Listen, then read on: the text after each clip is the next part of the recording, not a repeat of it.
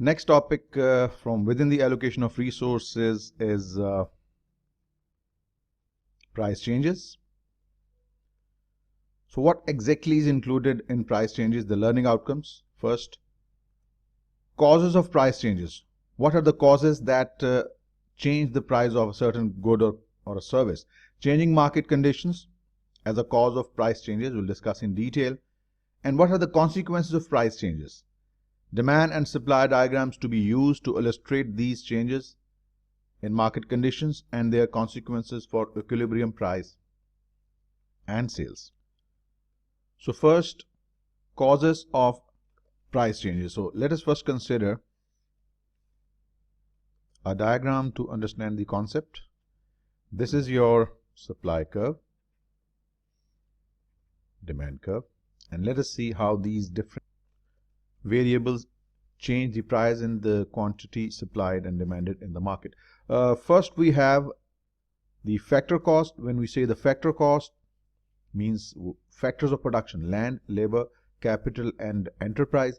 So changes in the cost of these factors of production can result in shift inward and outward of supply curve. For example, if the wage rate goes up, firm will have less resources to commit on production. The supply curve will shift inward. Resultantly, the price goes up and the quantity available in the market, equilibrium quantity, will fall. Next factor is changes in prices of other goods and services.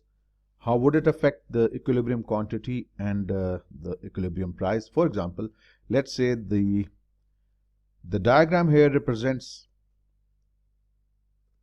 the quantity demanded of Pepsi on the x-axis and the price is on the y-axis. Right. We know Coca-Cola is a substitute for Pepsi, right? If the price of Coke goes up, people will demand less of Coke. That's what we have read previously. And then people will shift their spending towards purchasing Pepsi. So even there is no change in the price of Pepsi, the demand for Pepsi will go up. The new position of the demand curve would be like this.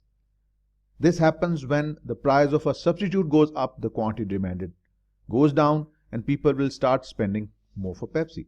It will happen in the reverse order. If the price of Coke goes down, people will start buying more of Coke, and resultantly the demand for Pepsi will shift inwards.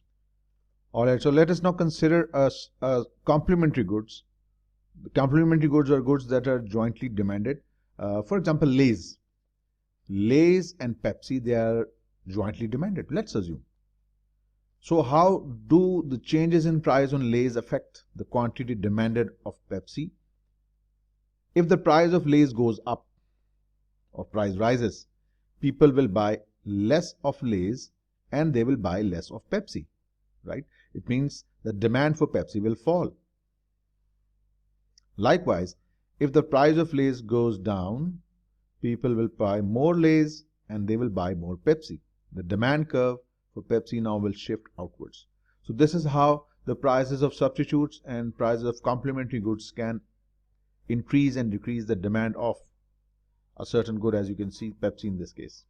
Next, technological changes. If there is a major technological breakthrough that results in more productivity, it will result in more supply of Pepsi at any given price, because now we can produce more. So technological breakthroughs, technological improvements will shift the supply curve outwards.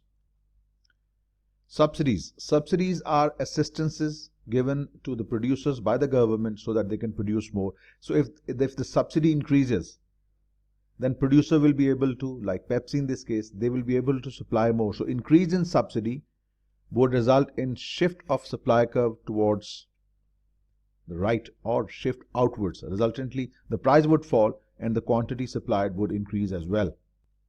Next, taxes. If government imposes taxes, let's say on Pepsi Incorporated, then it will leave little resources for Pepsi to produce Pepsi. So resultantly, the supply curve will shift inwards. Incidence of taxes on producer will result in less supply. So this lesser supply, S2 would result in higher prices as well as the lower quantity supplied. Next element is consumer income. If the consumer's income go up and if the good is considered as normal good, so increasing the consumer's income would result in increase in the quantity demanded, so the demand curve will shift outwards. Resultantly, price would go up as well as the quantity available, equilibrium quantity in the market goes up. And if it's an inferior good, increase in income would result in decrease in quantity demanded. In that case, the demand curve will shift inwards or shift to the left. Next, changes in tastes, habits and fashions. So changes in taste, habits and fashions can have both sides effects. It can result in increase in demand if the taste change positively, habits and fashion favor the goods, or it can also result in shift inwards for demand curve. So taste, habits and fashion can positively affect the demand, and they can also adversely affect. And then the last one, increase in population. Of course, mostly we see increase in population. So increase in population would result in a higher level of demand, so the demand curve will shift outward. So these are the causes of price changes, and of course these shiftings of demand and supply curve will change the equilibrium quantity as well as price. So we will see its implications in some exam questions, MCQs that have been extracted from your past papers. So let us just try them out. First question, the diagram shows the market for fresh fish in the Caribbean with the equilibrium point X. This is the equilibrium point right here. New, more efficient boats with lower running costs are then used. So which point represents the new equilibrium quantity and equilibrium price? So right now we are at X. Using efficient boats which will lower the cost of running or operating, it will result in shift outwards of your supply curve. So resultantly, your equilibrium quantity would move from X to D.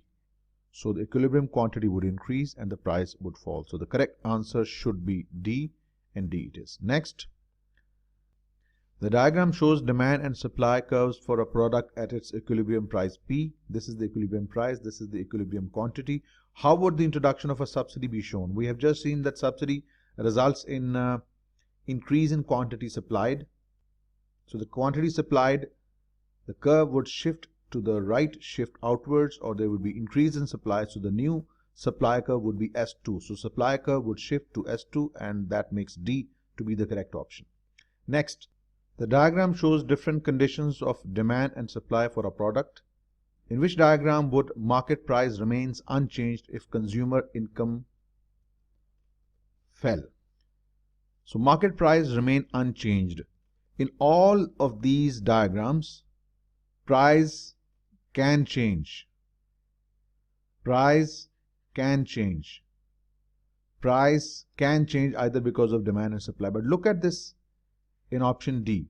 Price stays the same even if the income of the customer goes up or down. If income goes up, he might start buying more, but price will stay the same. If your income falls, he'll start buying less.